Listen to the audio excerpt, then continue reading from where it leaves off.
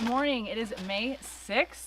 We've got a nice cup of coffee here that we're enjoying, and we are right at, I think, under 17 hours of daylight. Yes, so this time of year is when things really pick up, at least for us up here in Alaska, because we have a really short kind of project season, and we're pretty much in that project season right now. We have some partially broken down horse manure behind us. We're replenishing our high tunnel rows. They're really dry, the material in there, because it is a high tunnel, it doesn't get rain. And we also just kind of want to add some compost to them. We're also going to be picking up some topsoil later today and adding that too. So we are going to get to work. Cheers. Hey, we can use a wheelbarrow this time, right? Put it in there. So come on in the high tunnel. It is already kind of jam-packed. We're gonna have to obviously rearrange some of these little plants because we need to put manure on top of all these rows, and then we're gonna extend those rows. So we're gonna kind of have to do some shifting in here, but I wanted to show you our one little tomato plant. Spent the night in the greenhouse last night successfully. Arielle's been trying to figure out when we can leave these things out in the greenhouse and actually plant them, and we've sacrificed a few tomatoes. I think 2 or 3 have stayed out here and they didn't make it, but last night the weather said it got down to 35 degrees Fahrenheit, and this little tomato is looking great. So should just be a few more days till we're able to plant the tomatoes, and I believe they're going to be going in this row right here.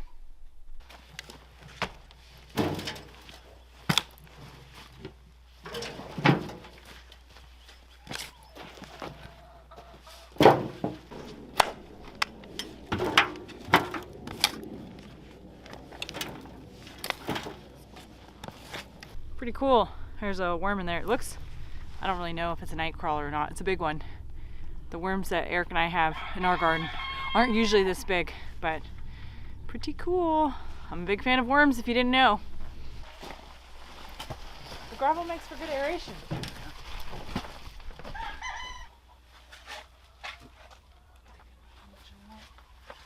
This material in here. There, 'cause that's gonna be this is like all barley mush. So maybe two wheelbarrows per row, maybe 3 on the ones that are performing.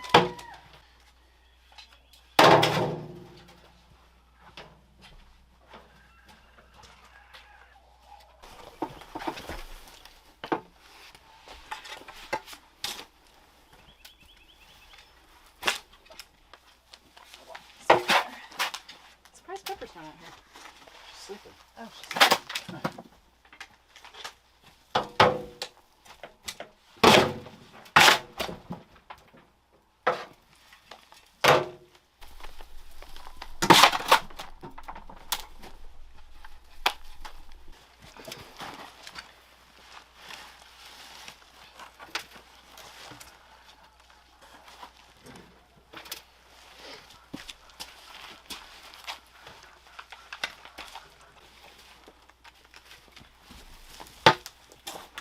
What's your favorite color, honey? I don't know. I like green and blue the same. Just when I think I love one. I think I like actually the color green more, but I think I like... My favorite color is chrome. You want to go in at that angle? Yeah, just take it back to the window. I can go back my way more. Look. Okay. Yeah. Not gonna fall? No, it is going to fall, I think. Here.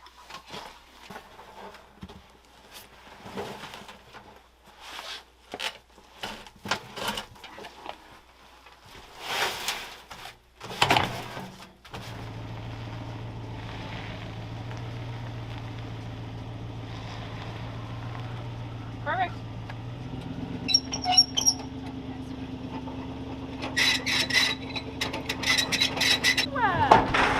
So we really didn't use that much, did we? Yeah, no, that's fine. That's awesome. That means we get that asparagus bed's gonna be in too. You're good.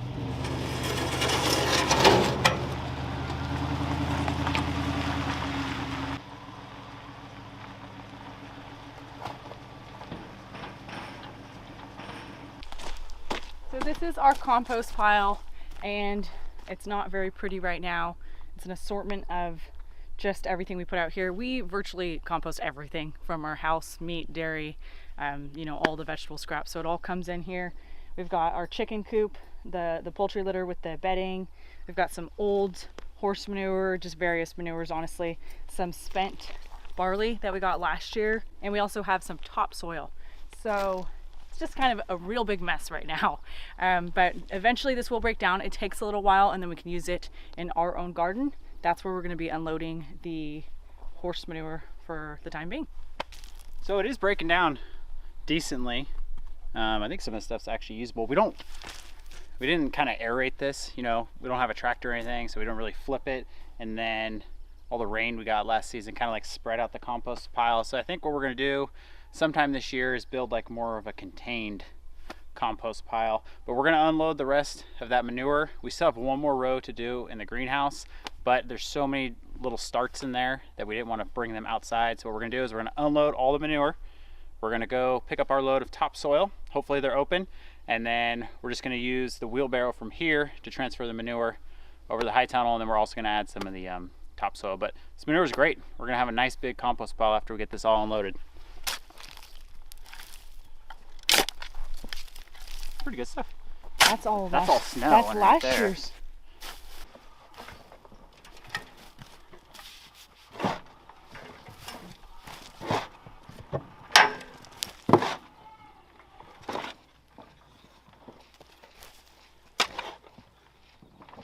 Eating old chicken. 6-month-old chicken. Time to grab the soil? Forget it.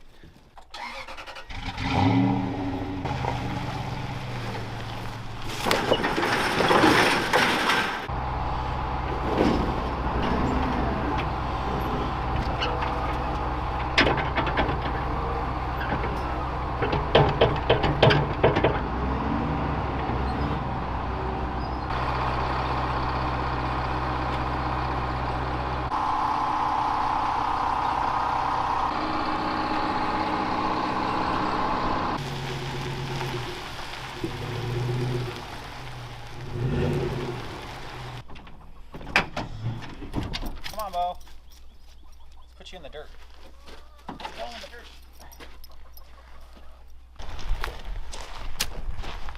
Square around.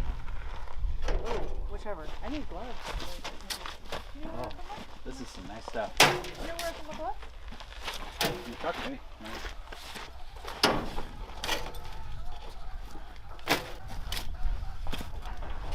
I can't believe you did this in one bucket. This was one bucket. I know. Oh. We don't need more.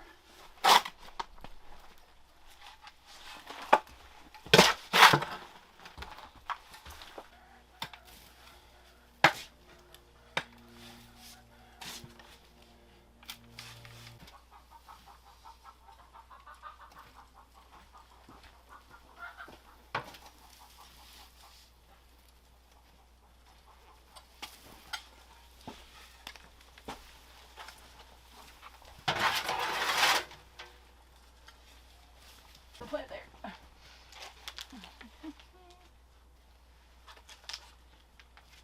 What if I take them from you on this side?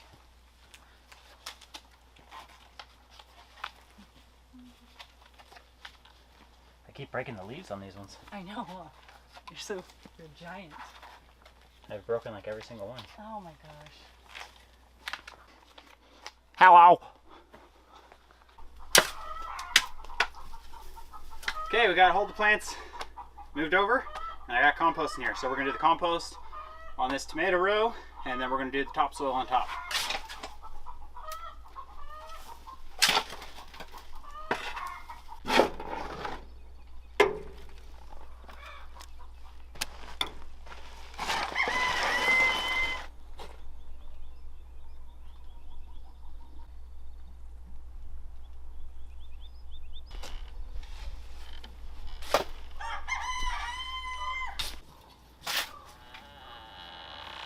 That should be plenty deep. I'll just dig down real deep when we plant the maters. We finished replenishing the raised rows in our high tunnel and adding some of the amendment, the compost. Got it all raked in and added some extra to the outside rows. That's awesome because I like to cram a lot of plants in here, as you already may know. We built this thing 2 years ago in the springtime, and this whole area was really just like gravel, not really very fertile soil. So we brought in a lot of dirt, a lot of compost, topsoil, all that stuff, and we did layers. So we did lots of layers of green and brown. We had some straw. I'm a big fan of straw. We used Timothy and compost. We had some spent grains we were using, some spent barley, and there was other things we added in there too, but we did lots of layers, and that's what we planted in, and it's just been breaking down over the years. In the fall and the spring, we usually like to add some more stuff to it. I kind of like to make sure it's really has a lot of nutrients for the plants. The only issue I have kind of found with the high tunnel is that it stays really dry in here, even though I water, so it does take a while for all of that stuff to break down because it stays pretty dry. So we are going to be watering this stuff in really, really well. In my opinion, we've been gardening for a few years, and I really like using this type of, I guess, gardening style because there's all this stuff that breaks down, and although it's not, all the nutrients aren't yet available to the plants, it brings in just mass amount of bugs. So you have a lot of bugs, you have a lot of things going on in the soil, and I feel like that creates really, really healthy soil for the plants. The downside is it just takes a little bit longer to break down. Eric and I are just gonna water the tomato row today because we are hoping to plant those in the next few days. Well, it's that time of year where things are no longer freezing outside, and it is time to hook up our little mini portable pressure tank so we can start watering the garden. Oh. Never trust a woman to do a man's job. Sorry.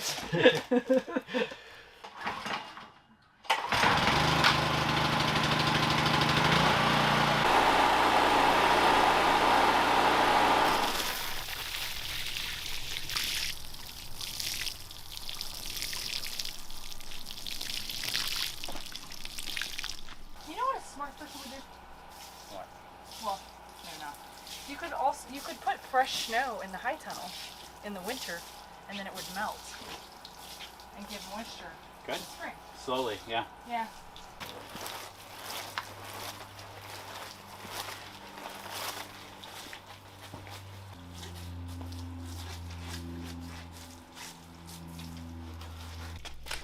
We're gonna leave our hose hooked up because it's gonna probably take a few days to sufficiently water the high tunnel. Next, Eric and I are making a raised bed out where our trees are. We're going to be planting some rhubarb. I started this from seed a few months back. Very excited for this. I was never really that interested in trying it, but I think a lot of people convinced me and I wanted to try it. So this is, I think it's called 𝐿𝐴SKAN's, probably not pronouncing that right, perpetual, and we're going to get this planted. Oh, little lady.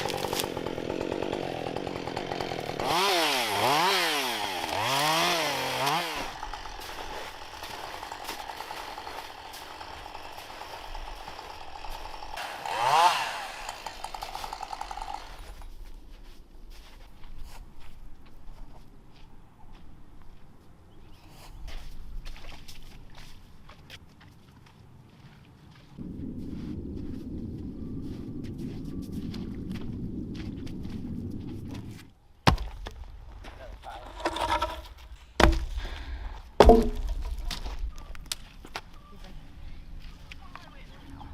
perfect. Can I put? Something like that? Yeah, I'm thinking.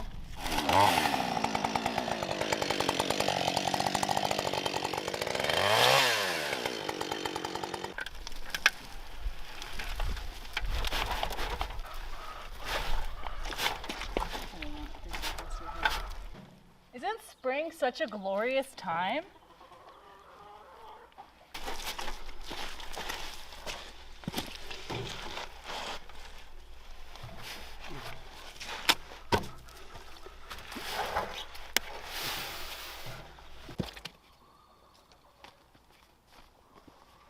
Ready to plant our rhubarb.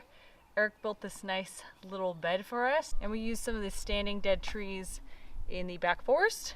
It's white spruce and black spruce, I think, too. Made this cool little bed. It's a little bit close to this fruit tree, but these fruit trees don't actually get that big, and we're going to be pruning them and keeping them kind of smaller in this miniature orchard. The rhubarb, from what I've read, gets very big.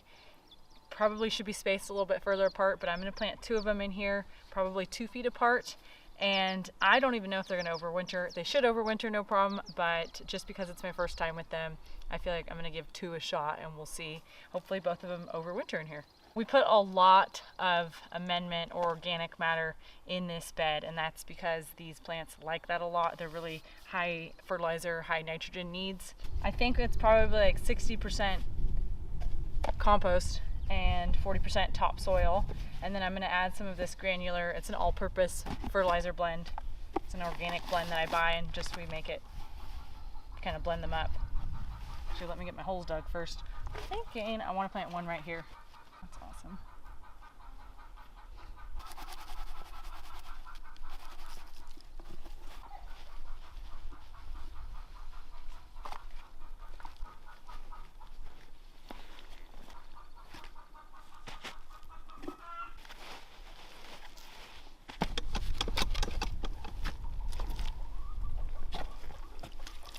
Right, we have a healthy dose of manure or compost on these plants, and hopefully we can harvest from them, not this year, but next year.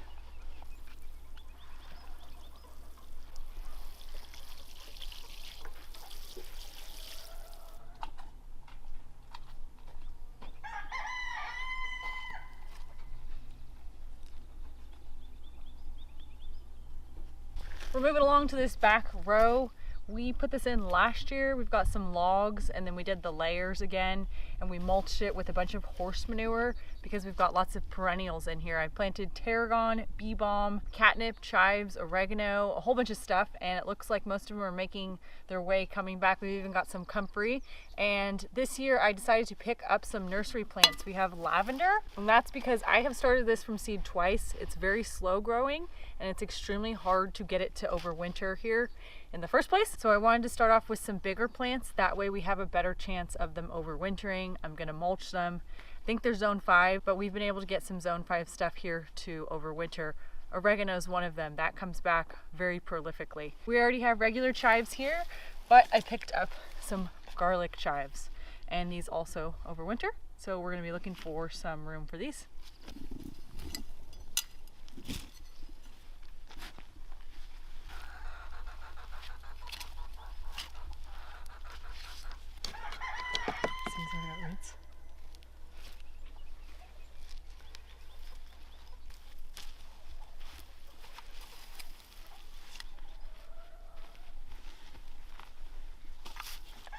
I'm just kind of looking for where there aren't already plants. I can pretty much tell because usually the plant's kind of like left behind the plant material. And these are 2 really, they should be pretty hardy lavenders, Munstead, and I don't know how to pronounce it. It starts with an H. 𝐻𝐸𝐸𝐻𝐸𝐸𝐻 is the other one. So I'm hoping they overwinter. A lot of these things we've planted out here, the perennials, we started from seed, so it's pretty cool to see them actually overwinter in such a harsh climate. But like I said, with these ones, I had to buy them from a nursery because I wasn't having any success.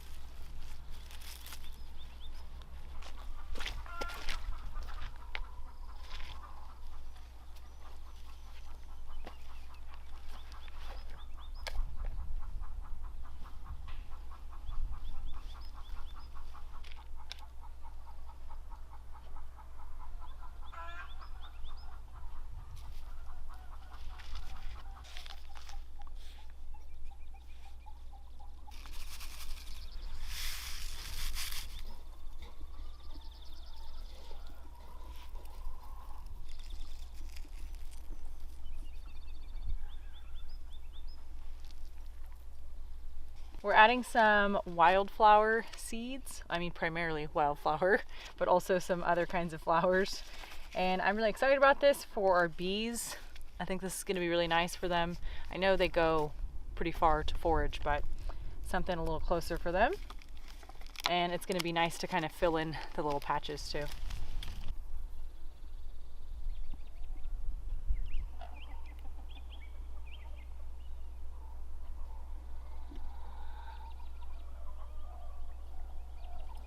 It's about 2 to 3 weeks until our last frost, but we have had some warmer weather, so I feel like it's a good time to get these flowers planted. I'm gonna lightly rake them in and then water them and keep them watered. They may take a while to germinate. We have already stratified these. I had them in the freezer to help improve their germination.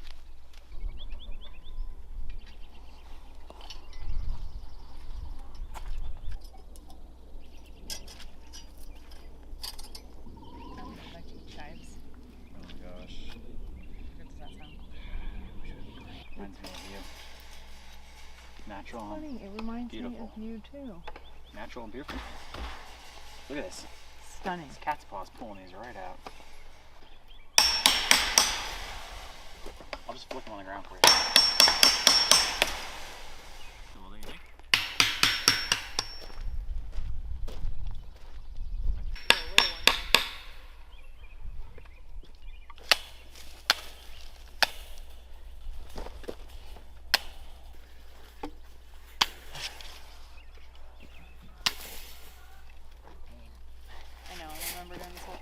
Yeah.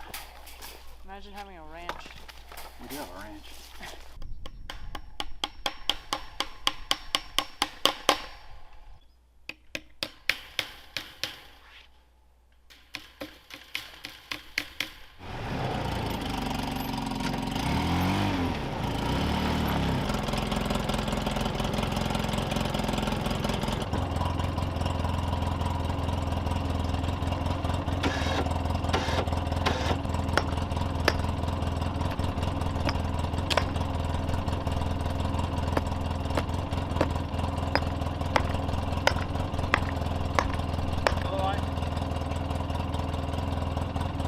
Let it out a little for you?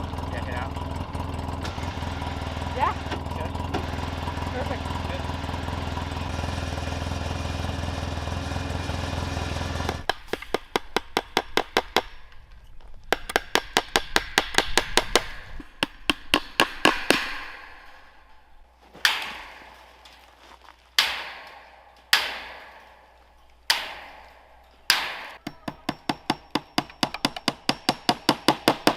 Mosquito in my ear.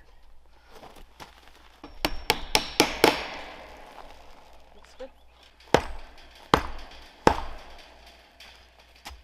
There's a... Can you feel the vibration of the ground? There's like wood down there, you can tell. Oh, I'm sure. There's like roots. No, I'm just saying, I remember that and I can feel it. It's like, it's hitting wood or something.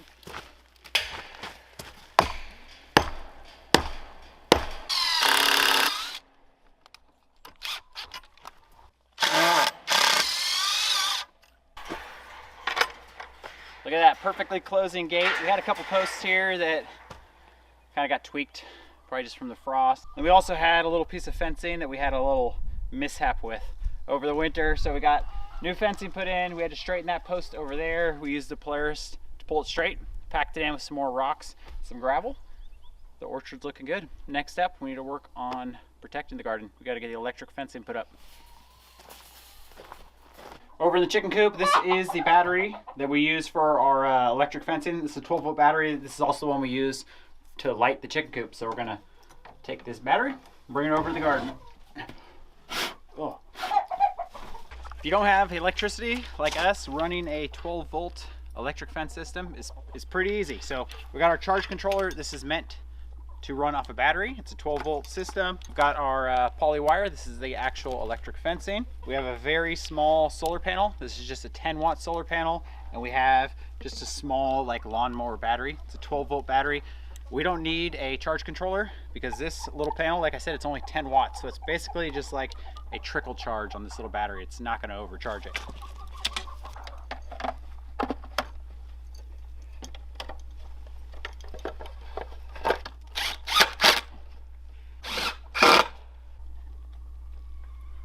Okay, we're juiced. We're gonna run our poly wire around the garden, and then we do 2 strands. We do one at 5 feet, one at 6 feet to keep the moose out of the garden, and then we'll run it back around, and then we'll hook up the little charge controller. We'll test the wire, make sure it's working. Better. This takes a long time.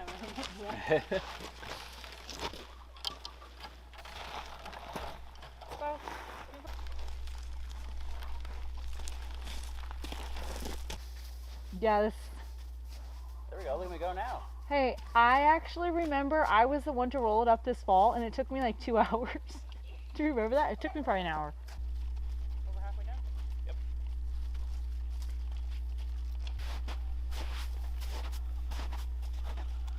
Alrighty, electric fencing is done around the garden. We took down a little section of fencing right in front of the high tunnel just to make it easier to get in there with the snowblower. We're going to put that back up real quick so the garden will be completely done. Then we're going to go over to the orchard. We're going to string the electric fencing around there to also protect the trees from the moose. And then we're going to hook it up, make sure everything's working.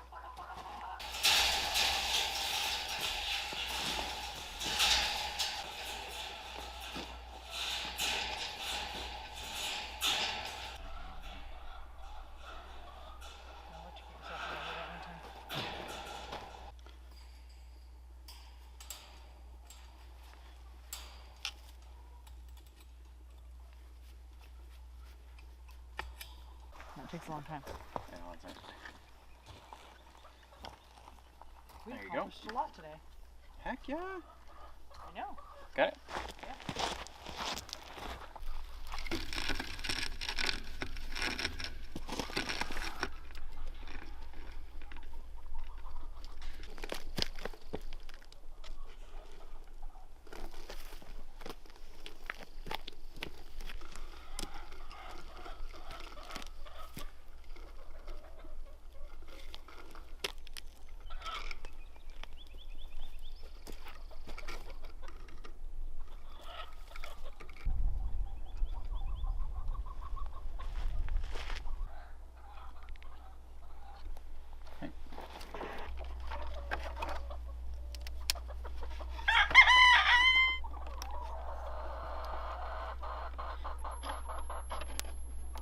Everything is hooked up. I'm gonna test the fence real quick, and then we're heading inside for the night because we have a storm coming in here. Oh my gosh! Whoa, why was that so strong? Because of the water, because of the ground. Oh my, that was so When the strong. ground's wet, it can Oh, I felt that in my joints. Okay, well it's working. It was way stronger than normal. I'm really glad you tested it, not me.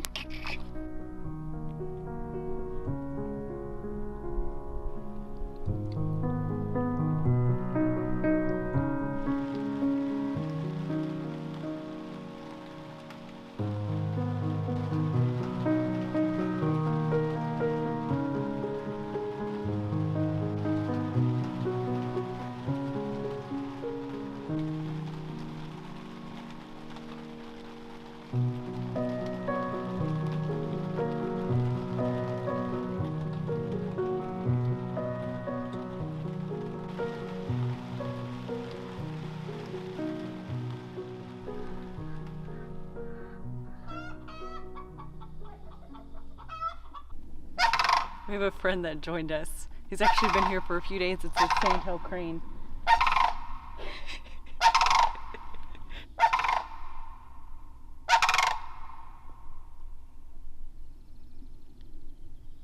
So I'm not sure if it's the same one that was here last year. We had a younger one kind of hanging around here. There's a little bit of a pond back there. We've been feeding him. He wants to eat the chicken food, so that's what we've been feeding him. It's pretty funny, not gonna lie. We're gonna get started working out in the garden this morning.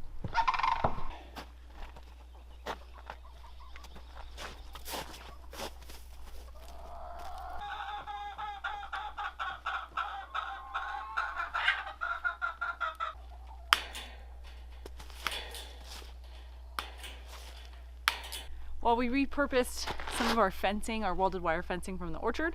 We've got our permanent pea trellis here, and I used to string some twine, but it pretty much breaks every year. So we've used this in the past, and I think this is gonna be perfect.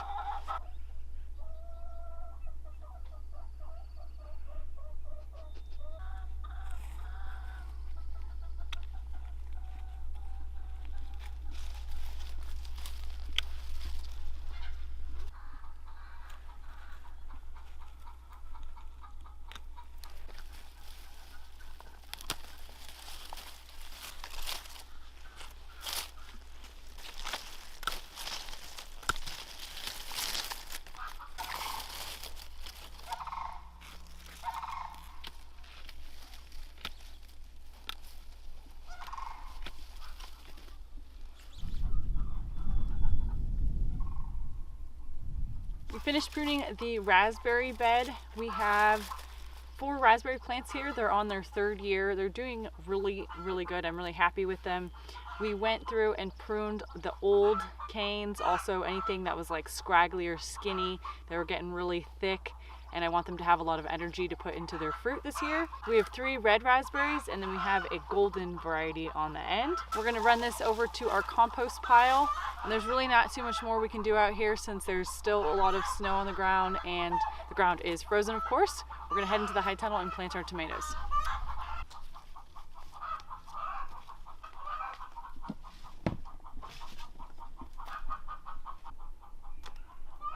Beautiful.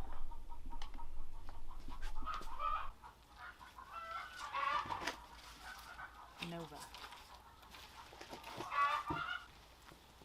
I got one more red.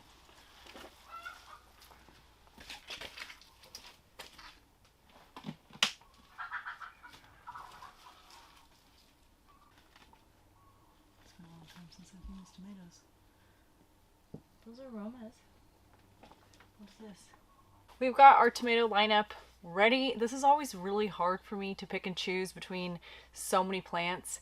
I ended up with, I think, 50 to 60. We're going to try and get into this row, and then we brought in 2 extra little pots that we're going to put in the back.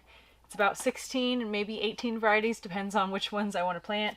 I try to always pick the big, stronger, healthy plants, but again, there's usually just extras that don't get used. This is our 3rd year growing tomatoes here in Alaska, and I can't say I've been overly pleased with it because when we used to grow them in Oregon, we had tomatoes all summer long, absolutely delicious. And here that's just not the case, even in a high tunnel, even with special varieties that are supposed to grow here.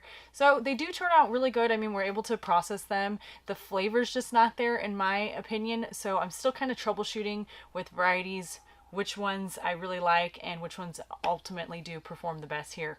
I have these organized by determinant and indeterminate. All of our determinants are this way, and then I have just a few indeterminates at the end. I found I'm switching over to determinate plants primarily because it's just easier for me to not get in here and have to prune them. They do take up a little bit more space. They're bushier, but I think that those tend to be a better plant for growing here. We're gonna get started on planting these. I have to grab some fertilizer.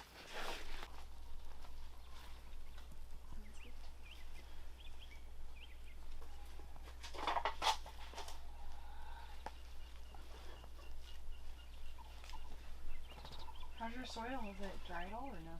A little bit way down in there. I'm gonna stick in that Nova tag somewhere over there or wherever you want, just to try and keep them semi separated.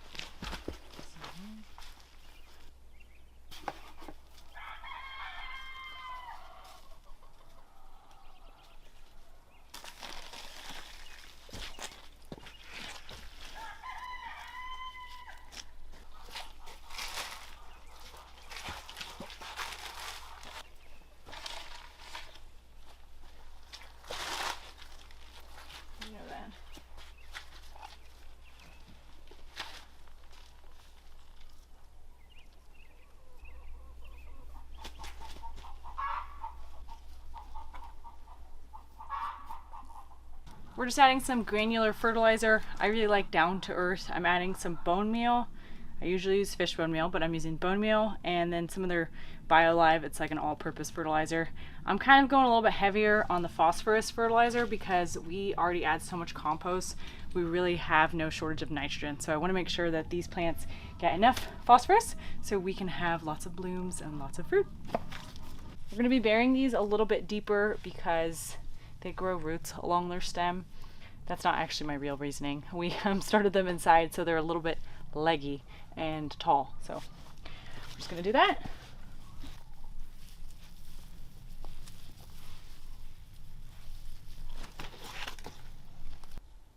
Beautiful. Huh. We ended up with just under 60 tomatoes, and got some cherry tomatoes in the back pots. You can probably tell things are pretty tight in here. It was built that way because we have a little bit of a limited space and limited budget, so this is a very high production, high tunnel, and we cram everything in, you know, really high intensity, and that way we don't have to worry about weeds as much, and we get, I mean, I feel like we get the most food for the square footage.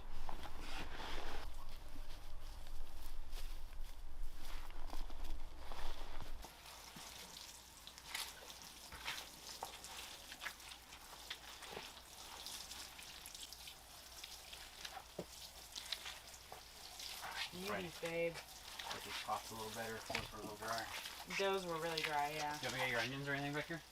No, I gotta fertilize this tomorrow, remember, with the food.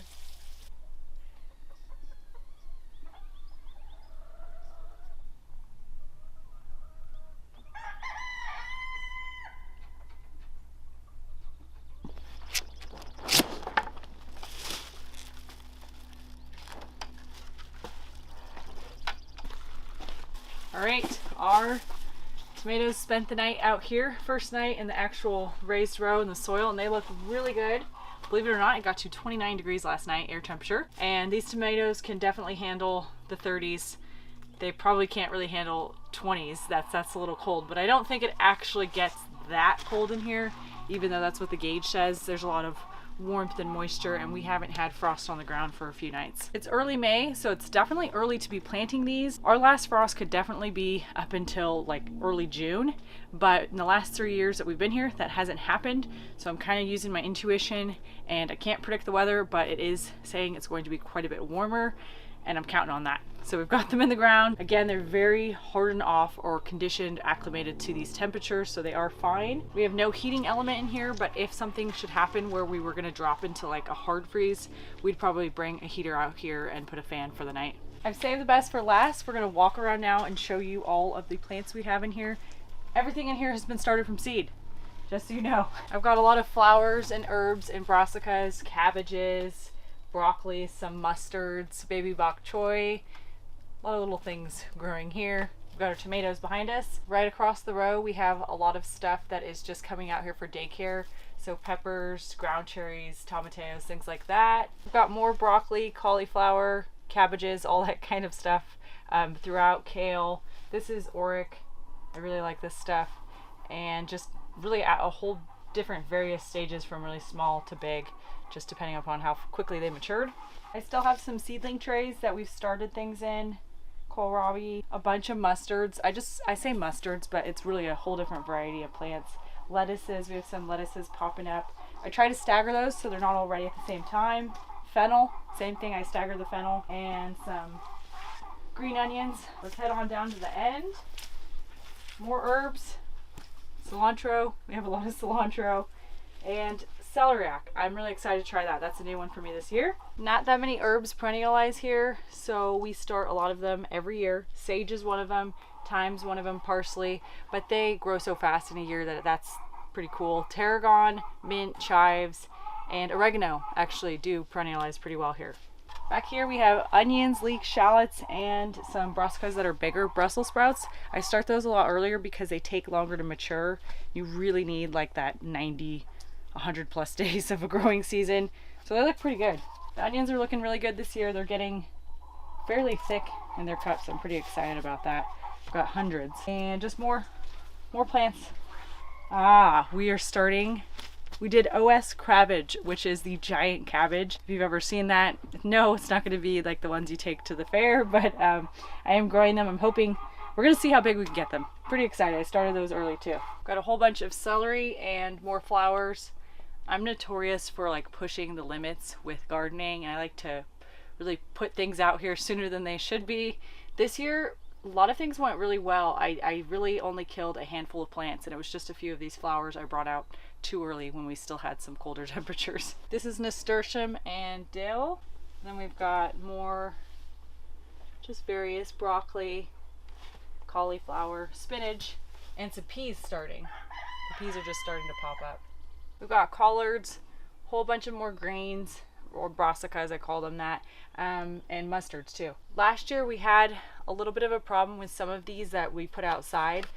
I'm going to put these outside soon because they can tolerate the temperatures out there. We're not planting them quite yet though. We had a bug that I think was called a midge, and I don't quite know what they do. I think it's like a little fly, and their babies eat like the growing point of the plant, and so you don't realize it until they're older and you don't really see a cabbage forming. So we had that happen to probably like a dozen plants last year.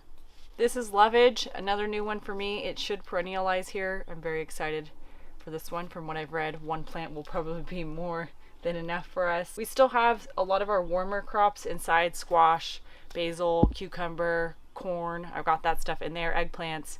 I'm waiting until it's a little bit warmer till they can come out here. We've been getting lots of requests for gardening, and we promise more of that is coming up. All of this takes us so much time and effort, so we've been kind of preoccupied with that. We like to save the really fun stuff, planting and harvesting, for you guys. We're definitely going to be showing that, but all we have to do today is just do some watering and fertilizing.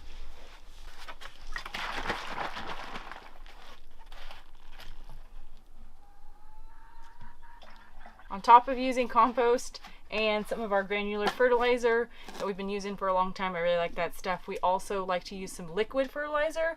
I just supplement with that. I don't use it very often. I used to use 𝐂𝐥𝐸𝐽, but up here we've been getting General Organics, and I'm using fish or biomarine. It's like a fish fertilizer, and some grow, so nitrogen, just to kind of help these plants get going. And they've also been in these containers for a long time. Some of these plants are getting fertilizer and some of them are going to get just water.